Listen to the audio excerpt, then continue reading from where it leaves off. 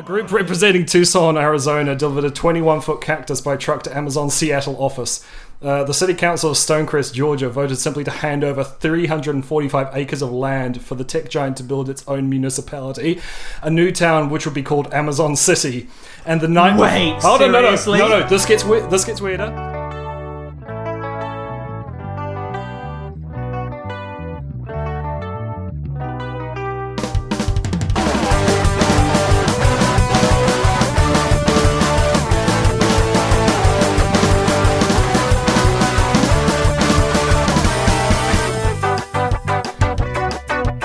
Hello ladies and gentlemen, you are listening to the Idiots 3 RPG podcast, and we are playing Pitch Slap, the competitive tabletop design show where we pitch ideas for games and promptly tear them apart like rabid wolverines. And today's topic is political. And the two political dissidents that I have with me that will soon be sent straight to the gulag, but first they're going to give me their pitches.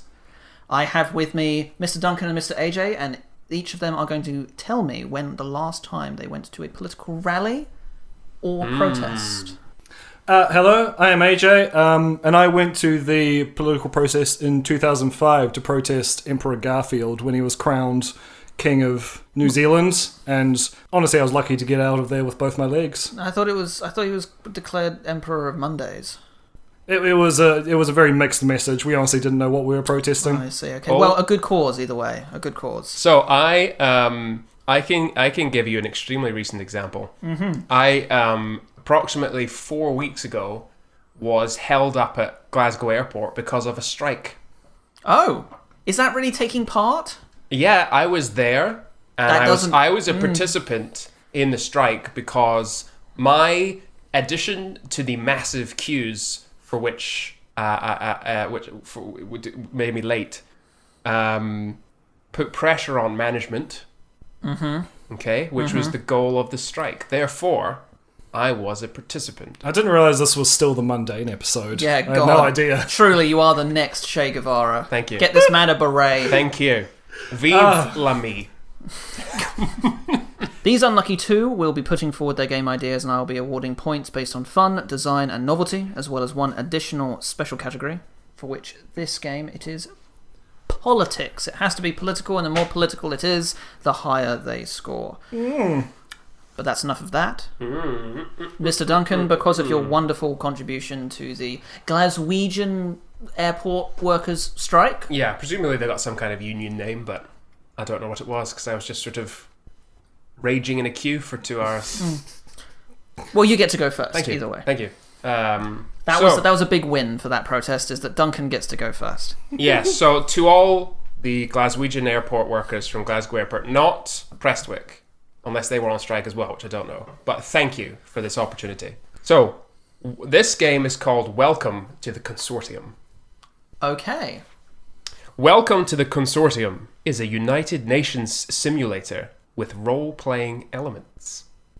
After a long and devastating war, the Consortium of countries has been newly minted to bring the world's biggest nations together in peace, in trade, and in friendship.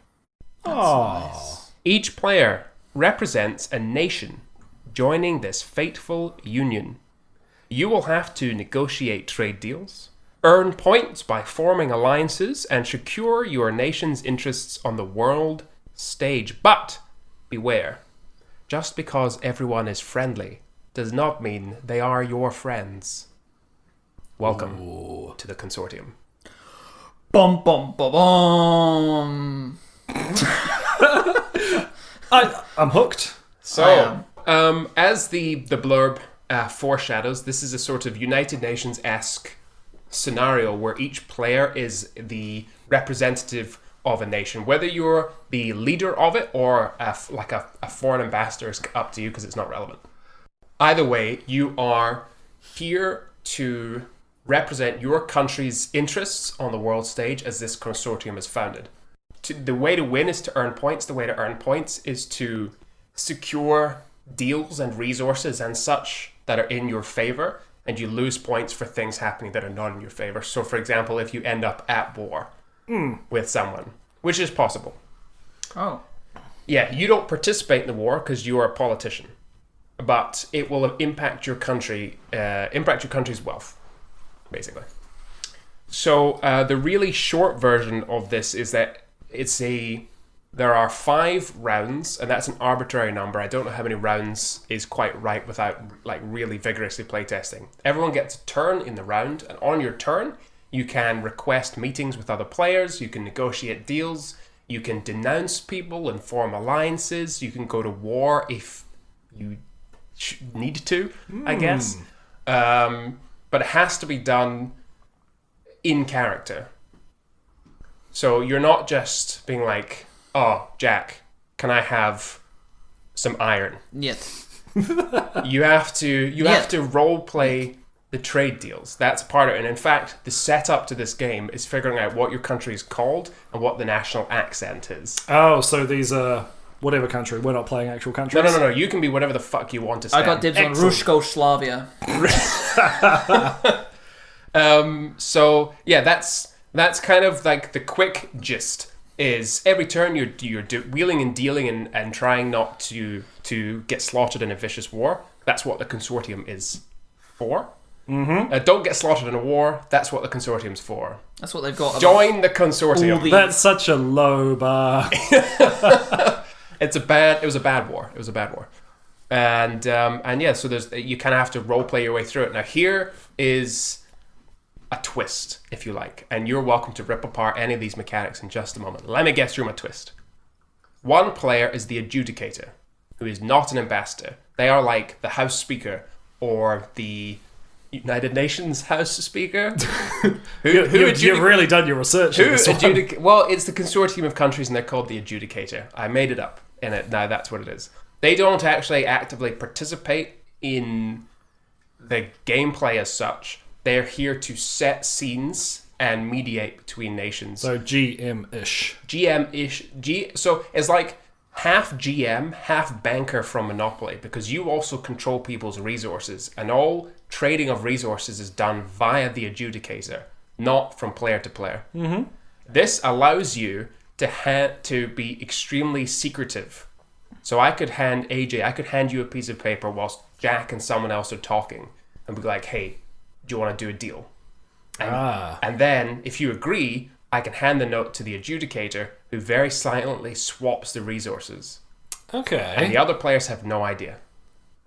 Yep, okay. So the adjudicator knows. The adjudicator knows all. So there are turns, but there's also stuff can happen in between turns if you're sneaky about it. Yeah, so the turns is like a formal system so we can actually proceed through the game in an orderly fashion. But it's sounding like cheating is a little bit endorsed. It kind of sounds a bit like this that. is politics. Cheating is not endorsed, and I'm sure it never happens. So the turns are fake news. The public displays of meetings, if you will. So when 2 leaders stand next to each other and either chat or give speeches. And try and get their hand on the top and the handshake. Exactly. Mm-hmm. That is kind of what your turn is about, is the public side. You can do secretive stuff on your turn if you want, but everyone's going to be giving you attention, so it might be quite difficult. So when someone else is in the press briefing, you might be on the sidelines doing some sneaky shit.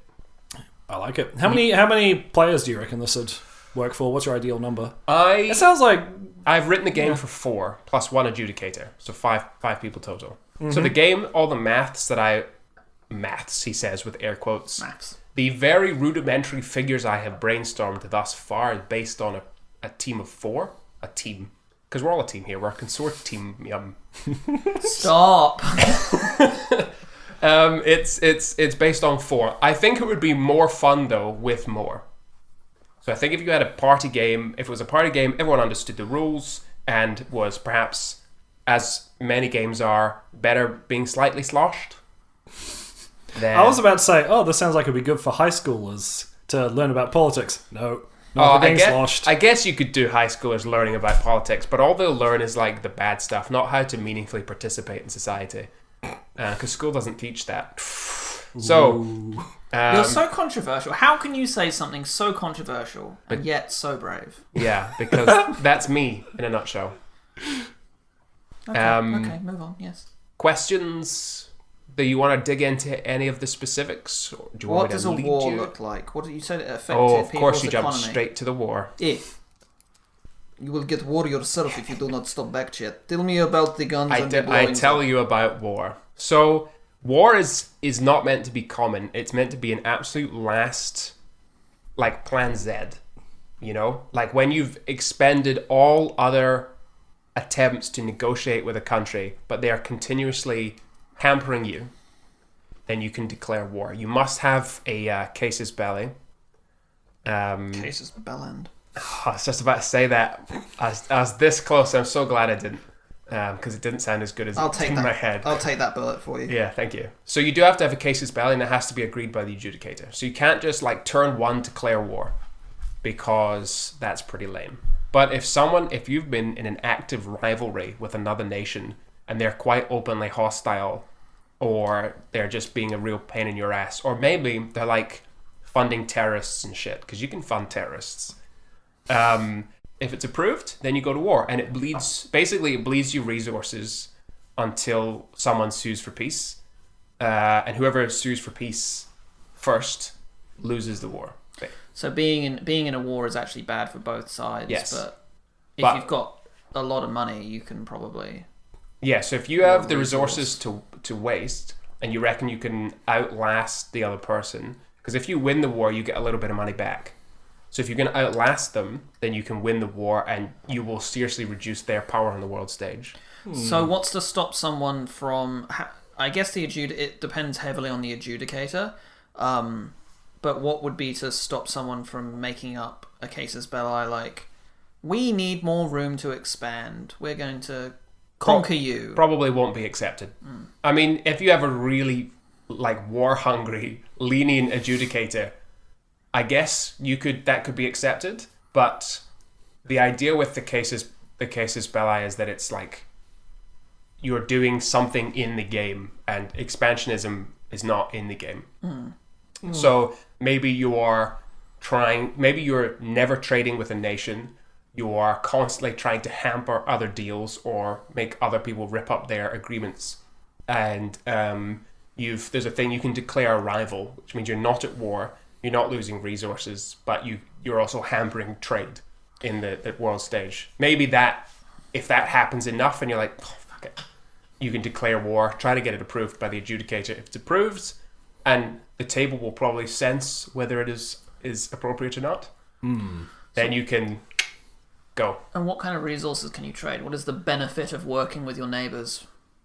So let's backtrack further than that, Sure. like character creation or setting up your nations. Okay. Because like, where do you initially get your resources from and all that? And this will probably answer your question as well. So the game starts with everyone naming their nation and choosing a national accent for the role-playing aspect. You can also, if you want a slightly more advanced version of the game, you can also choose like a national, I call it a national personality, air quotes, where you choose what kind of nation you are as a people, what kind of foreign policy you've got. Maybe that would be a better name, foreign policy.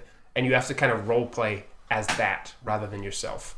And that gives you some extra points at the end of the game if the adjudicator thinks that you stuck to that. So if you're very trade aggressive, then you need to be constantly trying to like deal. If you've decided you're quite like, you're the paladin of the table, you're just and holy, and you want to bring everyone together in peace, that's what you're going to have to do. So you might do less resource stuff, but you're going to be forming treaties left, right, and center. Once you've chosen those things, you are dealt a hand of 8 playing cards. Playing cards, this is the first time I've used playing cards in a Idiots 3 RPG. Your playing cards are associated with a certain resource. So the suit is associated with a resource that is kind of similar to what the suit looks like. So for example, spades equates minerals because it's spades. Hearts equates food and medicine. Diamonds is cash, and clubs is weapons.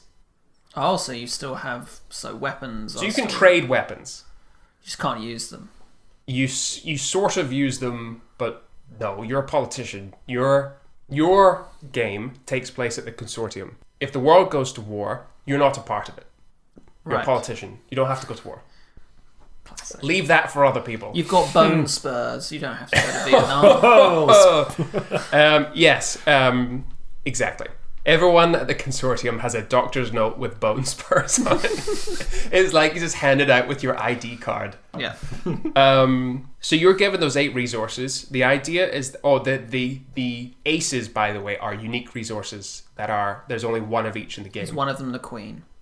No, I said aces. No, the queen. The queen has a resource. Oh, I see. Sorry, no. Should be.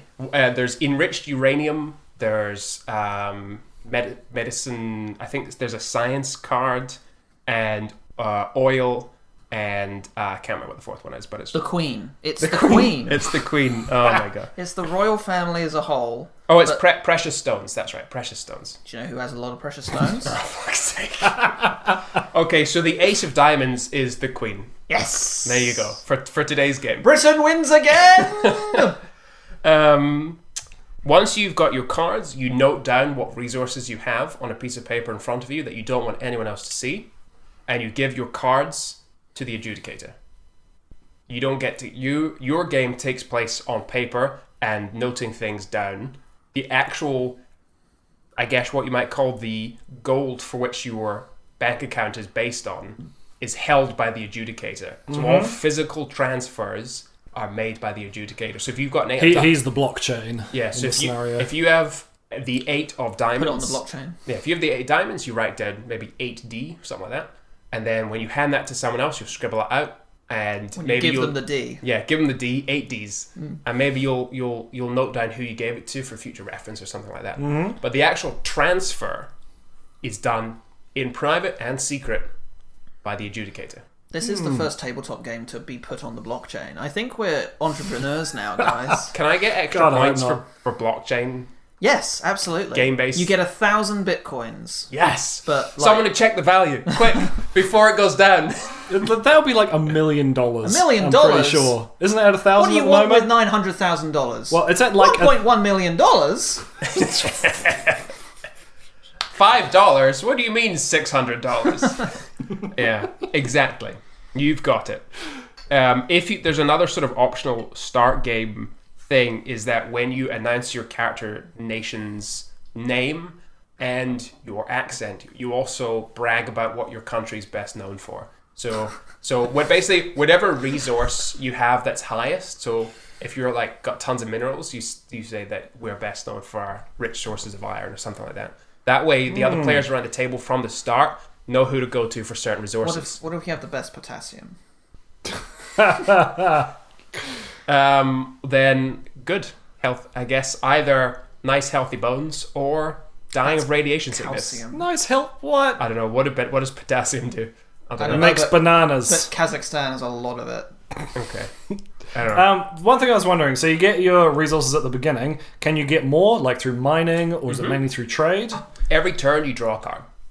Cool. So you do get extra cards. Most of your additional... So it's just random. You can't like specifically mine, or I can't specifically manufacture grenades. You can't control what resources your country is outputting like to that degree. You just either get an iron shipment or a weapon shipment, or you make more cash. And what do you spend these resources on other than trading with other players? You can spend them on... Well, ultimately you want to accrue them because they're worth points. And if you accrue, I think it's 20 of any one suit, you get big points at the end of the game. Okay. So if you have the 9 and 8 of diamonds plus, say, the 4, the 3, the 4, whatever, just to get over that 20 mark, you'll get extra points at the end of the game. Oh, so the value of the card is... Correct. Yes, the value of the card... Sounds like fork knife a little bit. I've never heard of such a game. No, of course not. So the value of the card does matter. It does matter. However, there are many other things you can do on your turn that are devious. They are indeed dastardly. For example, spying, cyber attacks, funding terrorists, that sort of shit. Rigging elections. These are things that you spend resources on. So there's 4 options: cyber attack, rig elections, fund terrorists, and the 4th one. And and those are each cost a different resource, and they do a different thing to the other players at the table. Usually it's a way of you accruing resources from them. They don't necessarily know that you were the one that did that. But all they know is that they lost resources. Correct. So But then I assume they go to the adjudicator, and then the adjudicator just hands them over to the person. because the adjudicator keeps all the cards behind them. So the adjudicator can just hand you a piece of paper at some other point in the game secretly to tell you how much you got. So the adjudicator holds onto all the cards. You Correct. don't even have the cards in front of you. The adjudicator holds the cards. You have a piece of paper in front of you that tells you how many cards you believe you've got, which should be accurate if you're keeping track properly, and any notes you want to take about the other players. For example, treaties you've signed and shit like that. Do you know what would be really good? This would actually be really good as an app. Yes. Then you wouldn't even need an adjudicator. You No. would just have an app that just keeps everything, and you have a nice little desk. The problem UI. with the I can imagine that. the problem with the app, well, if it was an app that went with the tabletop aspect, because the lying to people's face and role playing element is quite important. I'm thinking of like an app that you had at the table while you're playing. That would be cool. That'd be super cool. And then the adjudicator gets to play, and then they're just the bank. You get points from holding resources. That's just like small points. You get big points for holding any one of the 4 aces. You get big points for having 20 of any one resource. You get points for being in a defense treaty with any one or more players. If you confederate another country, you get points for that as well. So if your country is suffering and you're like, there's fucking no way I can win this game, you can try to essentially join another country to start stealing their resources to try and still win the game. So even if just because you're losing doesn't mean you've lost. Do you collect points as you go, or is it just added up at the end? Added up at the end. The only points that technically matter are the ones in the final round. So points are added and subtracted constantly. If you go to war or if you declare a rival, you lose points until that ends. So a war bleeds your resources, a rivalry just blocks. So if you can be in a war, but as long as it's resolved by the time you get to the final round, you don't lose points for it. That's correct. Cool. You regain those points essentially. So yeah, the idea is to wheel and deal, not necessarily all publicly. Form treaties, perhaps block other people from having treaties without getting warred on, as is kind of all of politics. It's politics simulator. I think it's a solid concept, like simulating UN discussions with actual resources and things, because you get that with in high schools with simulated UNs. Yeah, but I think the way we're doing it here is good. Does it really need to be turn based? Probably. I'm just wondering what function the turns are performing here. They currently have 2 functions, and I don't tell you... Because currently they're counting the rounds, right? That's correct. That's the main thing it's doing, yeah. So the turns... in my head, it was A, so you know when to draw a card, but you could argue it's just at the start of a round. The other thing is just so that everyone has a chance to speak and try to make deals. Because I'm always, with a game like this, any game where there's a bunch of players yelling, and I'm always concerned that the sort of meeker players or the quieter players, basically anyone other than people like me who are just big and loud and noisy, don't get as many turns. You know? But I suppose the alternative is you could maybe say you just get X amount of meetings or actions per round or whatever. And secret actions There's only so much time in the day. You can only schedule so many meetings. Exactly. So you could literally do it with a timer. Like, this game's going to be an hour long every this many minutes. Like, the first block of time is this country's going to do their official stuff. And you move along like that. Because that still gets your passage of time going. Other people can still do secret stuff in the meantime. Yeah. Maybe. Do you know what I would really like as an addition to this? I think it's really sick in the idea of not war being a last resort, but rather there being wheeling and dealing. It would be quite cool to have some kind of crisis. So maybe there's an energy crisis, or there's maybe even an alien invasion, or something either like some kind of common. change in the climate. Yeah, some kind of Environmental adjustment. Yeah. That doesn't really roll off the tongue. No, does it doesn't. Some kind of warming of... Like, if the temperature either warmed or cooled. No, I'd like it to be realistic, not some weird fantasy situation. Sorry. Yeah, I Ludicrous. guess. Yeah. All the vaccines are But if causing you had autism. that as a shared goal, would be quite cool as a way to shake up the existing paradigm. You have games that do that. Stellaris, probably the one. Well, actually, a lot of Paradox games do that. But Maybe you Stellaris could have does it that. like in the resources, and when someone pulls it, they have to reveal it to everyone and say, "Cool, we've got a situation here, alien invasion." Oh shit, mole people! Maybe. Okay, well, maybe it's a Joker. Yeah, there we go. The Jokers Perfect. aren't included, so maybe the Jokers can't be drawn on the first round, but are shuffled into the remaining deck. And if you draw a Joker, you get an environmental disaster, Everyone maybe is. that country gets invaded by aliens, gets an environmental disaster, maybe it can spread, and then the other countries have to either help them, or they can fuck off, deal with their own stuff, and let other people do it. And But that if- affects relationships. But if that disaster comes to fruition, that's game over for everyone. You all lose. You get nothing. Good day, sir. Yeah, I maybe like this. maybe This is good. Yeah, Good maybe if mechanic. any one country goes bankrupt, everybody loses the game. So you are forced eventually to help. I don't think maybe one country. If it's a disaster like that, you could play it sort of like Pandemic. Have you guys played that? It's a board game. No, I've never played Pandemic with you ever. No, that's right. You definitely haven't played it 4 to 5 Oh. times with me. No, absolutely not. I've I haven't played the video game it's based on either. I've played Pandemic Contagion, which is the opposite of Pandemic, where you are the virus. Cyrus Cyber Virus. Oh I hear god, it- so off topic. I hear that's a great game, though. In that game, you have outbreaks and epidemics. If you're trying to cure viruses, if they outbreak too much, you lose the game. So if you get 8 of them, it breaks. So maybe if enough countries fall over, it becomes a global crisis and you'll lose. Because one seems, I don't know, I don't know, it seems like it ends a bit too quickly. That could suddenly happen in like one turn. And also, like, it'll be good to have some conflicting motivations. Like, if it takes one person to end the game, everyone's going to help them because they don't want the game to end. If it takes a couple, they let the problem get bigger and bigger, and their motivations can change. So what if? Okay, here's a potential, and this I'm actually inspired by Exploding Kittens with this. What if you draw the first Joker that initiates the environmental disaster centered around the country who drew it? Mm-hmm.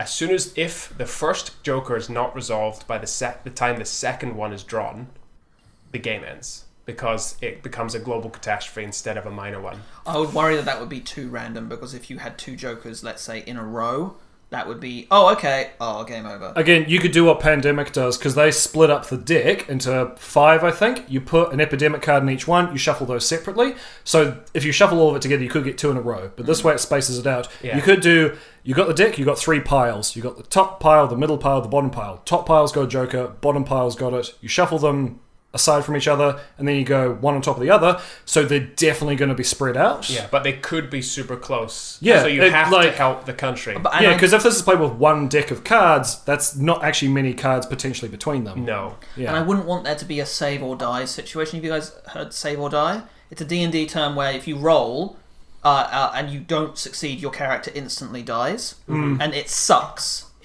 Sometimes it's good, but 99% of the time, save or die situations are lame, where you don't get an opportunity to kind of fix the problem before you suffer the ultimate consequence. I think, AJ, your solution, I think is perfect, because then you know that you've got a few turns, but you don't know how many until the next Joker. It could be miles away, so you could risk starting that war that you've been saving. You could risk blocking a trade deal or whatever, but is it worth it? And there will always be that question mark. And if you try to do that, the other countries might turn on you because they're like, oh shit, there's a rat flu outbreak in Excuse me? What was your country called again, Jack? Russo-Slavia. Russo-Slavia is suffering the worst rat flu epidemic in the nation's 6-month history. All of our little pet squeakers are getting with snotty noses. And then the United Federation of Emperor Garfield declares war on someone in the middle of that.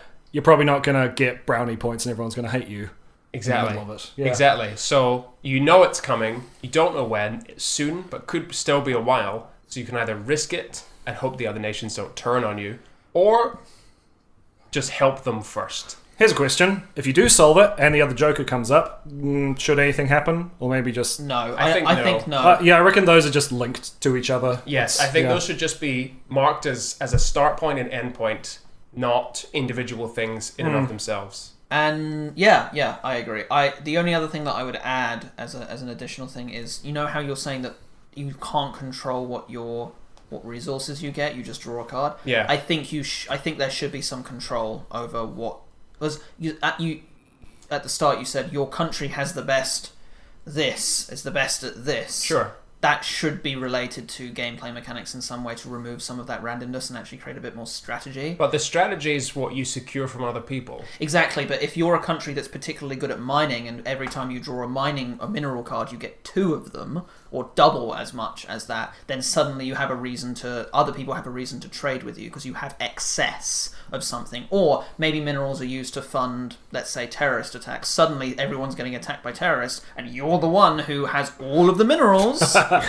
Yeah. Or maybe it's you. But you're being framed. It was actually Russo-Slavia. It's always Russo-Slavia. That's it. That's the slogan for the game is welcome to the Consortium. It's always Russo-Slavia. I really like that, actually. It also gets more role-playing into the mechanics of it, because you're getting role-play purely as sort of a skin where the players have to lean into it to make it work. Yeah. This way, it's mechanically built in and actually affects gameplay and how you're perceiving other people as characters. Yes. I think it works very well. Yes. And that's why I really wanted there to each country to have a personality, not just like a resource, because I wanted people to try and get into the mindset that isn't necessarily their own. You know, they can choose that mindset, and I can write some rules. I haven't because I didn't think it was necessary for today. I could write a list of options if people can't really think about what to do, like the warmonger or like the greedy capitalist, that sort of stuff. But I really like the idea of people having to get into someone else's mindset and then negotiating in that fashion if they want the extra points. If you want negotiation to be a primary way of achieving resources, you could also make it so if you and this would also make it a little bit more dynamic rather than everyone just working together all the time, you could have it so if you refuse a diplomatic offer from a country whose personality trait is the opposite to your country's, then you get a bonus in some way. So that way you don't get warmongers constantly making friends with pacifists, because that doesn't really necessarily make much sense. True. And you could have creates more dynamic. Yeah, secret goals could also be a good thing. Like secret abilities. So if you, I don't know, declare war, attack someone with terrorists, maybe you don't lose points for it, so it encourages that kind of behavior a little bit more. Yeah, so maybe the personality has with it attached some special abilities, and no one else knows which personality you have at the start of the game. Because that's the thing. This game is about everyone not knowing what you're doing. Yeah, we're all newly elected. No one's quite got a feel on anyone else yet. Yes. What kind of leaders they're going to be. Yeah, I like that. So you get given a sort of, I guess, almost like a character, or maybe you can choose one. I like the idea of being able to choose one. Yeah, I do too. And there can be 2 people of the same. It doesn't matter. There can be 4 of the same. It could be some kind of fanatic pacifist and some kind of fanatic xenophobe. Yeah, some kind of ancient civilization that's crumbling. Yeah. And some kind of late game crisis. Stellaris was a big inspiration actually for this. It really was. I really liked its war mechanic and its focus on relationships between nations. You're just a big fucking video game nerd, aren't you? I know, it's true. Yeah, so that's kind of the gist. That's good. I think we had some discussion to add other stuff in. Like, I think we all built on it a bit. No, definitely. And that's what I was really hoping from this experience, actually, is that we would build it. I'm afraid it requires a few too many people for us to be able to play it today. Yeah. I don't think it wouldn't work with just 2 people and an adjudicator. But adjudicators aren't people. Exactly. But I think it could be a really cool party game. Yeah, I reckon. I think it could be more the merrier. There are lots of countries in the world. Yeah. You could do more and more. If you got to too many, you'll be waiting too long for your turn. Yes. And I know we're trying to wrap this up, but you could do like 2 people taking their turn at once. Like maybe there's 2 people taking the turn, it rotates round. Yeah. Like that. Makes it a bit more chaotic, but Could still It just work. means the adjudicator's got to pay attention. And because players can't really do stuff without the adjudicator, at least the game will slow down if need be for them to catch up. Yes. You can't do things without them moving the cards, because no resources can be shifted without the cards shifting in secret. Gotcha. Cool. Swiggity swooty, let's come for that booty. And by booty, I mean AJ's game. No, ad break. And by booty, I mean let's get some of that meat.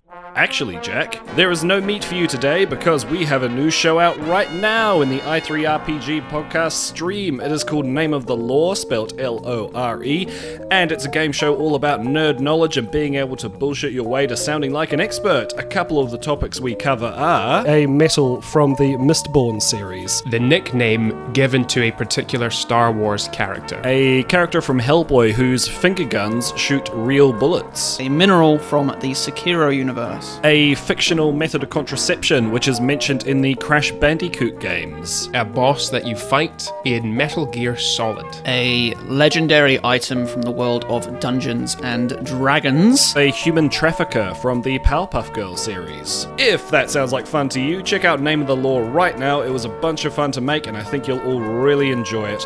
And now let's head back to Pitch Slap with a segue from Jack that definitely makes sense. And welcome back. And if you thought we had run out of meat ads by now, haha, you were wrong.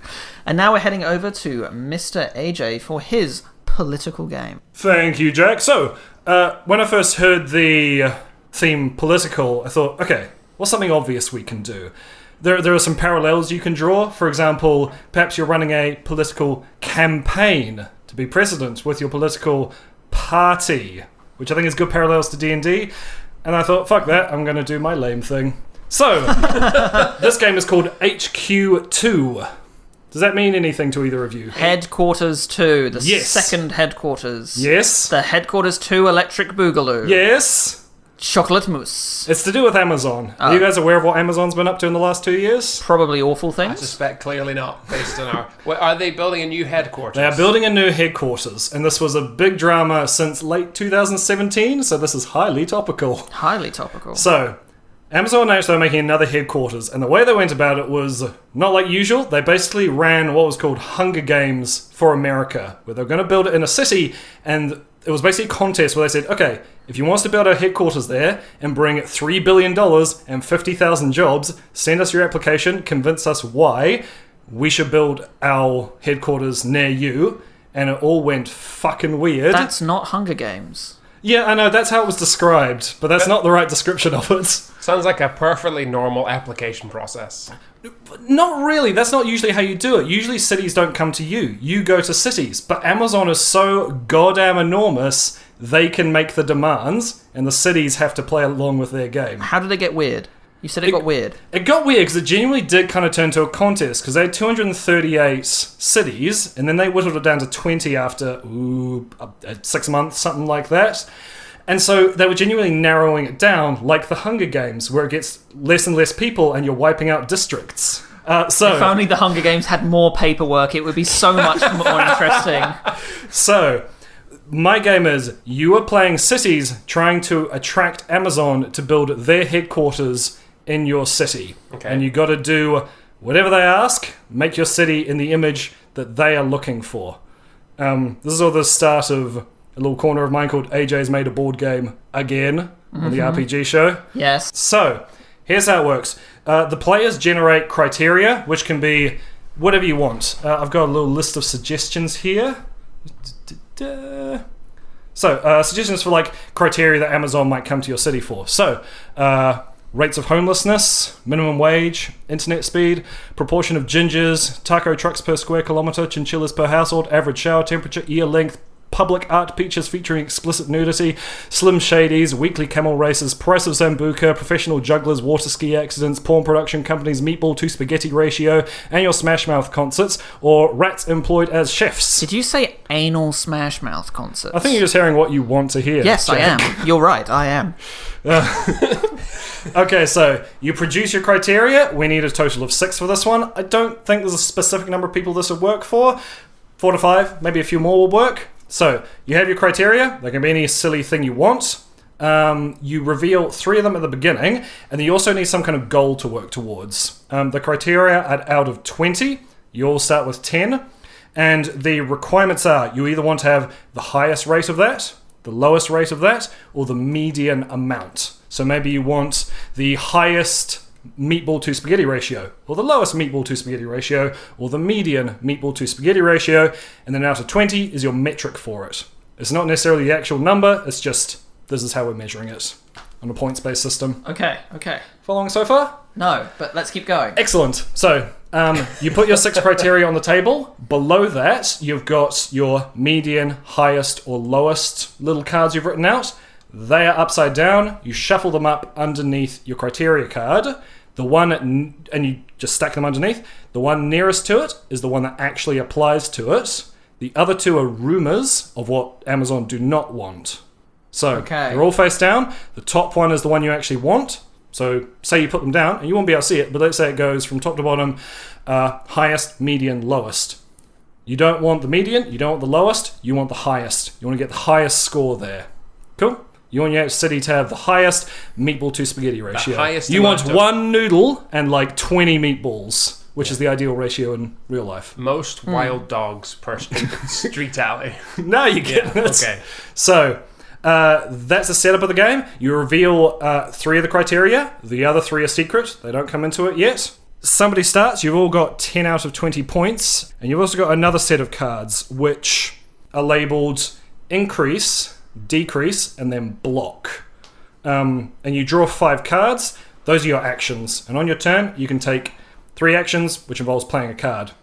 You can, if you play increase, and you have to play it to a particular person and a particular criteria. You can play it to yourself. So say you're trying to increase your amount of meatballs to spaghetti or wild dogs per alley. You apply it to yourself. I want to increase it. You roll a d4. That's how much you increase it by. Cool. Or you apply it to someone else and you want to decrease it. You roll a d4. That's how much you decrease it by. You get 3 actions. And then moves on to the next turn. This is gonna have to be a game that I play. I'm really confused as to what's going on. Fair enough. But we're gonna have to play it. I feel like it's gonna make sense when we actually start putting things down on here. Are we putting things down on here? Alright, yeah, fuck it, let's do it. Playtest time. Okay, so this is the game. We've got some stuff set up. Our 3 criteria we've got revealed at the moment are chinchillas per household, inches per foot, which I honestly can't figure out what that means, and severe droughts per year. How many inches you have per foot?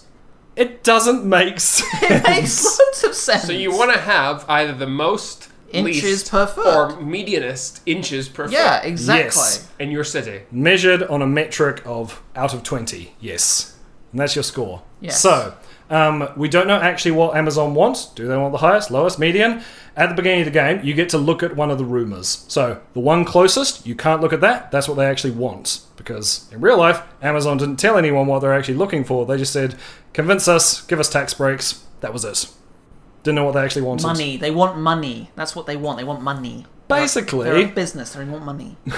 So, at the beginning of the game, everyone gets to peek at one of the rumors. Any one of them. You probably want to note it down. So you get a vague idea of what they're not looking for. So if you end up looking at both, you'll know exactly what they're after. But if you suddenly try and get the highest number of chinchillas per household after looking at both of them, everyone else is going to know what's up, and they can also do it. Okay. So you might want to deduce based on what other people are doing, what the best thing to do is. And then we have a round of play where you've got your 5 cards, which are going to say some combination of you can block, you can increase or decrease. Block is like a shield. So you can stop people from affecting your stuff until your next turn, or you can play it on someone else's criteria, and they can't change it until they basically skip their next turn with that criteria. They can't affect it. So if they were going to make it higher, they can't do anything, but also no one else can affect them. Kind of make sense? So now you've got your secret rumor, you kind of have an idea of what Amazon want, and then you decide what you do. Duncan, let's say you've got a combination of increase, decrease, or block cards. What would you like to do this turn? Are you going to work on your stuff? You got 10 out of 20 in all of these. You're currently average. Or you could attack Jack. Also as an action, you can look at another rumor. But it uses up one of your 3 actions. I have 3 actions. You have 3. I haven't quite figured out the maths of this, but let's go with 3. Okay, I'm going to action 1. see what this is. Take a look at a rumour. So I'm taking... Because this is severe droughts per year. And yes. you've now looked at both of the rumours. I want to know how many severe droughts per year. And should we know that he's looked at both the rumours, so whatever he does, yes, probably do? Yeah, so whatever he does, you can deduce things from it. Cool. So you got another 2 actions. We'll just say you can do pretty much whatever you want with the cards in your hand. Yes, I would like to use action number 2. 2, yep. To block Jack. You're going to block Jack, so he can't affect which one of his criteria. You can pick one. Droughts per year. Droughts per year. So now, on Jack's next turn, he can't alter his severe droughts per year or anyone else's. Okay. And I want to use a 3rd action to look at inches per foot. Cool. Jack, it is now your turn. You cannot affect severe droughts per year with you or anyone else, but you've got some actions. I will look at a rumour. Mm-hmm. I'm not sure you actually need the cards now I think about it. I feel like just take actions, right? I just realised I don't know what my own mechanic is doing in the game. Just extra fluff. So you're looking at a rumour. Can we get another 2 actions? You can. I'm going to look at this one. So Jack is Jack is looking at the median from chinchillas per... I kind of figured this would be what household? the first round is about. You're, lobbying, reconnaissance, taking Jeff Bezos out to dinner, stuff like that. And I am going to decrease chinchillas. You're going to decrease your number of chinchillas? Yes. Roll a d4. You can decrease it by that much. 4. 4! Cool. Pretty good. So you're now down to 6. What did Jack, what was... I know you're probably not going to tell me, because I was too busy listening to AJ. But what was the first action you did? I looked at that one, then I looked at that one, and then I decreased that one. So you looked at both the rumours for chinchilla per household, and then you decreased it. So, Duncan, you can probably deduce some stuff from that. Cool. Do you understand the mechanics now? Yes. Yes. Do we need to keep playing, or do you understand now? No, I understand now. Because I think from an Dad. audio point of view, this isn't gripping. No, I would like to keep playing, but on a selfish level, not on a content level. Cool. So, but you understand the game? I do. I think the boys and girls at home might understand a bit better too. Jack, But reveal how many chinchillas per household you should have had. What? What? Well, you can just turn over. What are you doing? No, I wanted him to reveal it and then make a big reveal. You're supposed to have the highest. You're supposed to... Is that why you lowered? To try and throw me? Yes, It was a double bluff. it was. So actually, if I just didn't do anything, would I have then technically had the highest or the median? If I had higher than Jack? You would have, well, I haven't taken my turn yet. So we would have tied. Okay. Which I do. I did think of the edge cases for this, about how you resolve ties and things like that. So you get points based on whether you achieve these goals, and it's ranked. So you're either first, second, third, fourth, however many people there are. If you are first in one of them, you get 3 points. So let's say you're trying to get the highest number of chinchillas. You have 20. No one else has anywhere near. You get 3 points. Person in second place, they get 2. Next person gets 1. Next person gets 0. -1. Blah blah blah blah blah. Cool. If you tie, let's say you're tied for first place. Nobody gets 3 points. You both get 2 points, and then it decreases from there. Right. So joint first place is 2 points, and then second place gets 1, and so on and so on, and it can combine like that. Well, I can tell you that we should have had just an average amount of severe droughts per year.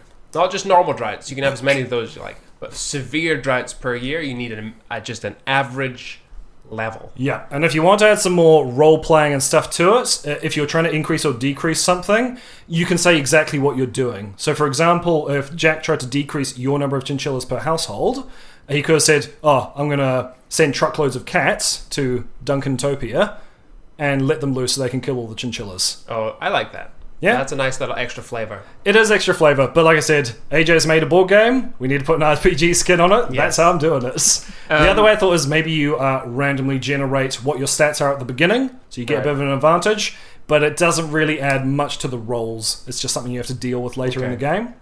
The other cards, because we only had 3 there, you have a round, which I'm thinking is everyone takes a turn clockwise, and then it bounces back the other way. So whoever goes last gets 2 turns in a row, basically. Right. So everyone gets 2 turns in a round, and then at the end of each round, you reveal a new criteria.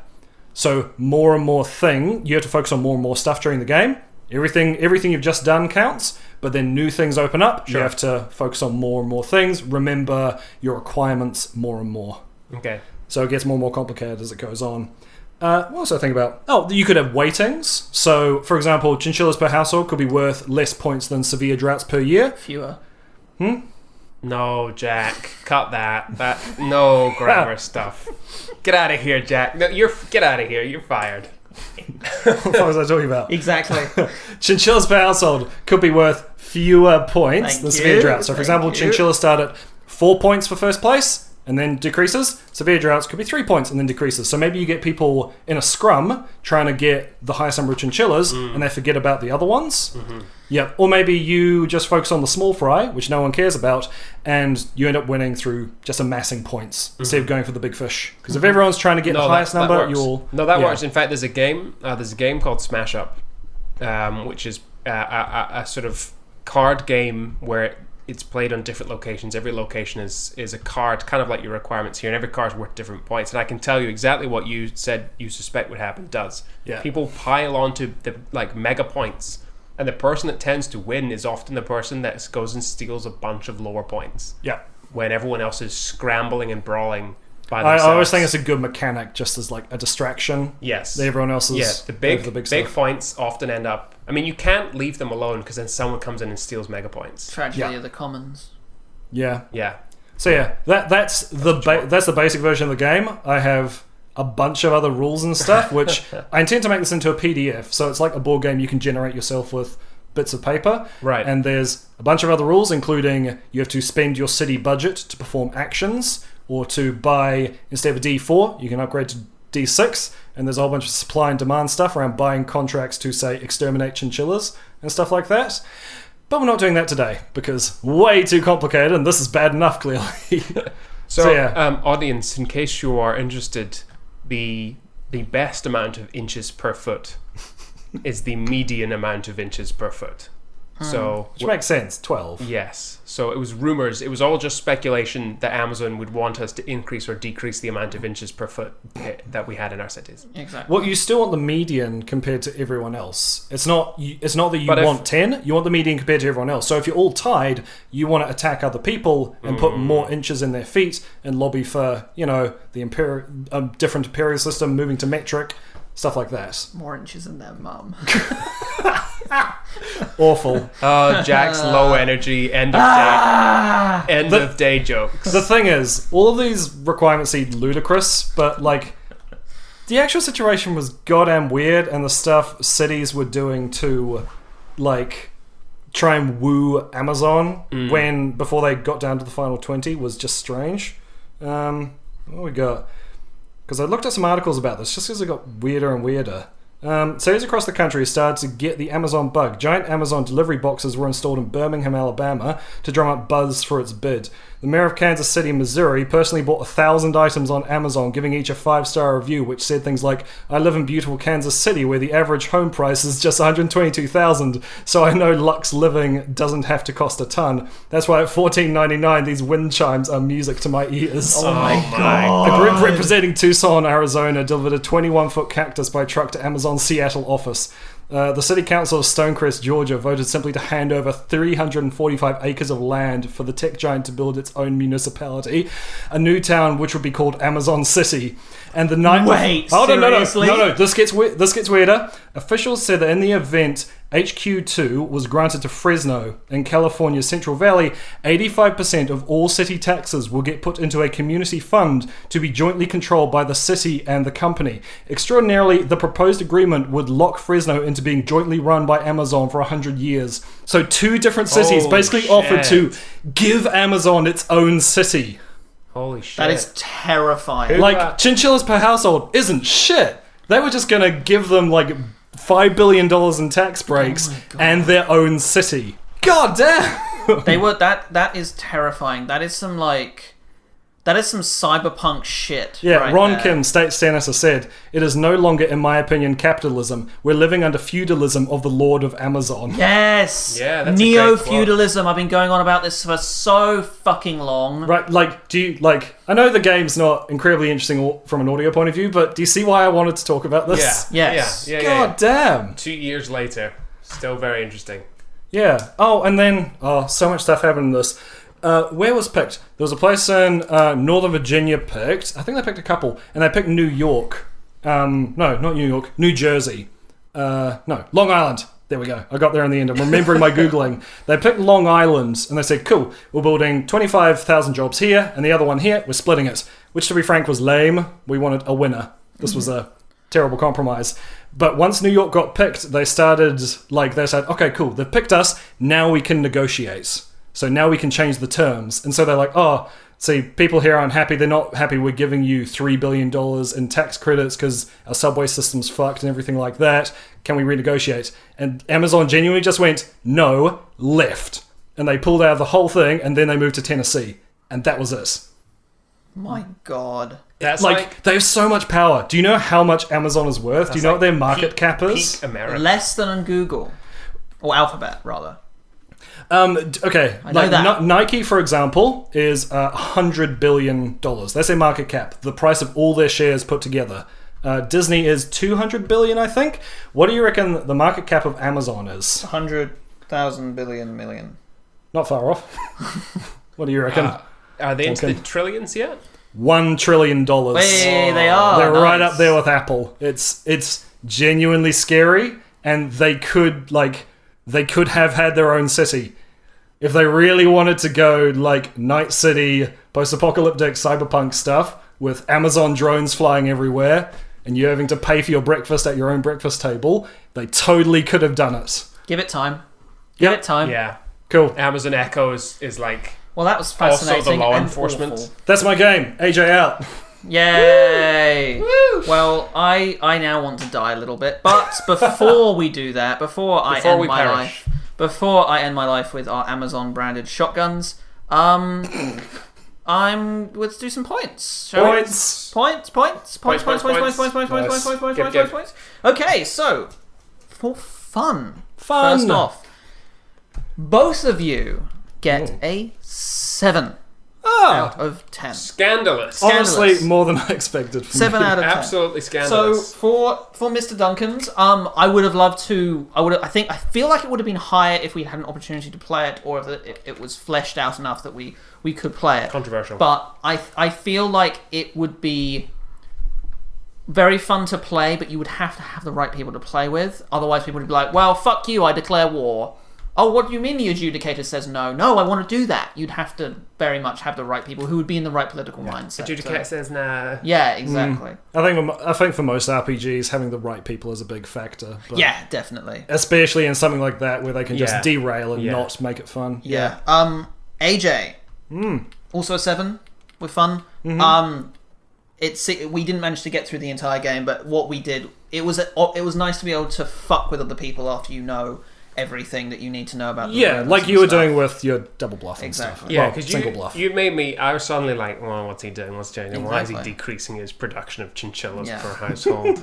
What's one of these guys doing?" For design, again, both of you got an 8. I think this is. I think now that once I saw your one actually being played, I was like, oh right, oh I get it now, and it seemed like a well-designed game that would be a lot easier to explain once you actually start to play it. Yeah, it's a board Which is game. You awesome. kind of need to look at the pieces and get yeah, it. totally. And also with yours, the design one, I like the idea of their like war being a last resort and forcing people to like work together at least on the surface and having that covert and overt side of the rounds versus the quiet little passing over thing. Yeah. I like that. There are a few games that do that, but I think in this, at least in politics especially, I think it's a very good choice. Thank you. Novelty. Mr. Duncan, you got a 6 for novelty. Disgusting. Because there are a few things in there that I recognised quite a lot from other games. They hadn't been combined in that way quite so heavily. So you could say that was quite novel. Sure. But I'm going to stick with that 6. I'm going to change that to a 5. Disgusting. Look at this. AJ, I declare war. Now the thing is, the novelty one is always hard because it does rely on the individual judge's knowledge. Yes. This is all down to personal preference. I do remember you saying that There's no fairness. there's a game that's similar to this. What was it called? Oh no, there's a game that has one The element. weighting of points. Oh, correct. right. Yeah. Well, I Yes. have never seen a game that uses this kind of thing where you're aiming for a highest, lowest, or median thing. It's always like the highest or the lowest. It's either the golf style or the highest score style that a game uses, typical stuff. So I gave you a 9 for novelty. It was originally going to be just highest and lowest, but then like the rumors get churned through too quickly. Made sense to have 3. Then using deduction with other people. If you at home feel that... Wait for it. You might be surprised by what I'm going to do. Ooh, I was this close to doing a thing. You were very, very close. Trying to turn listeners against you. And the final one, the most important one, politics. Politics. Out of 10. Mr. Duncan, you got a 7 out of 10 on politics. Disgusting. Now, the main baseline of the game with cutting deals, essentially, is very political, but a lot of the management is like resource management. It's not necessarily political, it's like minerals, weaponry, things like that, and like terrorist attacks and stuff like that. It's not necessarily the typical political thing that I would think of. The cutting deals, totally, which is why you got a 7 out of 10. Mr. AJ got a 4 out of 10. Fair. However, Ooh, for low-scoring politics. game. No, this It is actually fair. went up. It went up after you explained like the city and Amazon City thing. If we could play into Yeah, that I even feel- more, that would make it way higher. Yeah, like maybe you're designing your own Amazon city. Yeah, that would be Yeah, maybe a little map. good. But and it's more stuff. corporatism Yeah. that you're describing It is. here. Honestly, I just wanted to talk about it because it's really concerning. Yeah. So overall, I actually didn't add everything up, so give me half a second. We never ever do. Every time I have to cut here and then we add them up. Actually, I don't think for yours. You always Not work it next, out. not the previous episode. Someone did their maths. That's right. I'm cutting this Oh bit shit. out. Okay. Are we tied? Yeah, you guys both have 28. Hey! Hey! Do you guys want to fight or make out to see who wins? Can we do both at the same time? Of course you can. Is there any other way? Okay, so yeah, Fate, Yeah, the end music already went up. Thank you for listening to this month's Pitch Slap. We hope you enjoyed it. If you did, please give us a review on iTunes or your podcast app of choice. It helps other people discover the show in a really big way. And join us next month for an episode hosted by me, AJ, that's all about combat. Also, The People and Patrick from Episode 8 Mundane Fundane has been made to a full PDF that you can find the download link for in the show notes. If you're looking for your next casual party RPG, go check it out. Plus, if you're a fan of bullshitting games and nerd trivia, check out the episode of Name of the Law that's available right now. If you'd like to find any of us to call us a bunch of dum-dums or suggest a theme or complain about the lack of vintage meat ads, you can find me, AJ, on Twitter at i3rpg, and you can find all of us at our subreddit, r/i3rpg. Thanks again for listening to the show. We have been the Idiots 3, and we'll see you in the next one.